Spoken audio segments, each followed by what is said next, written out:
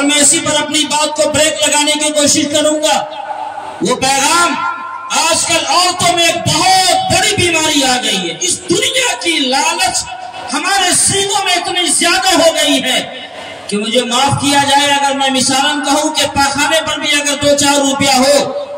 تو ہم اتنے لالچی ہو گئے کہ نگاہ بچا کر اس کو پاخانے پر پڑے ہوئے سکے کو بھی اٹھانے کی کوشش کرتے ہیں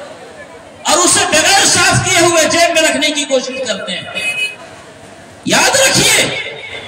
قوم نہیں جانتا مسلمان کی سود لینا دینا ایمان والوں کے معاشرے میں ایسے ہی حرام ہے جیسے اپنی ماں سے زنا کرنا، جیسے شراب پینا۔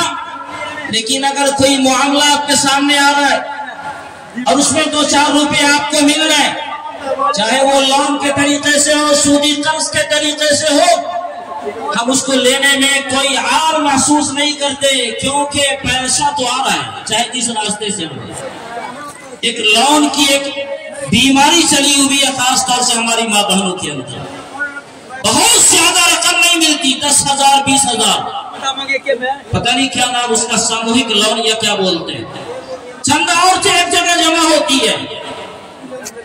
اور ایک غیر مسلم آتا ہے اور وہ لون دیتا ہے 20,000 روپے، اور جب آپ نے قرض کو سود کے ساتھ وقت پر ادا نہیں کیا تو میں بڑی معذرت کے ساتھ مگر کھول کر کہہ رہا ہوں کہ ایسے موقع سے ماں بہنوں کی عزت نیلام کی جاتی ہے۔ جو خاتون وقت پر لون نہیں دی، آتا ہے لون کا ٹھیکیدار کہ فلاں خاتون نے ہمارا قرض ادا نہیں کیا، چلو اسے آفس میں بلایا جا رہا ہے اور پورا معاشرہ تماشا دیکھ رہا ہوتا ہے۔ قرض لیا ہے تو اچھا ہے، بلایا جائے ادا کرے، اور آپ کو نہیں معلوم ہے کہ وہاں قرض کی ادائیگی کے لیے بلایا گیا ہے کہ اس کی عزت پر ڈاکہ ڈالنے کے لیے بلایا گیا ہے۔ ایک مسلمان عورت جس کا چہرہ آسمان اور زمین کبھی نہیں دیکھ پاتا تھا، آج اس مسلمان عورت کی صورتحال یہ ہے کہ غیروں کے سامنے بے تحاشا منہ کھولے ہوئے 10-15 خاتون موجود ہوتی ہے اور ایک غیر مسلم مرد موجود ہوتا ہے، اور آپ پھٹے مار کر ان سے پیسے وصول کرتی ہیں۔ خدا کی قسم ڈوب کر مر جانا چاہیے ایسی عورتوں کو،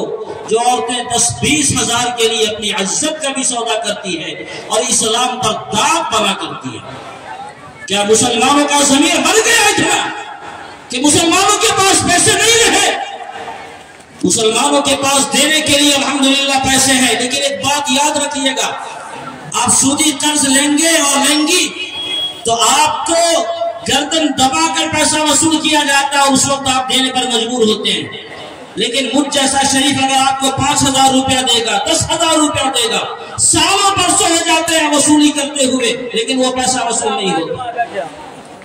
قرض دینے والے نے قرض دینا اس لیے بند کر دیا کہ وہ سمجھتا ہے دیں گے تو لینے والا مال غنیمت اور باپ کا مال سمجھ لیتا ہے اور سمجھتا ہے کہ کون ہم سے وصولے گا۔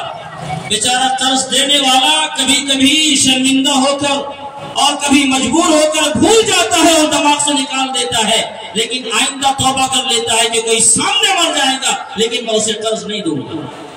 مسلمانوں کے پاس دینے کو بہت کچھ ہے، لیکن جب آپ سودی قرض جس طرح پابندی سے ادا کرتے ہیں،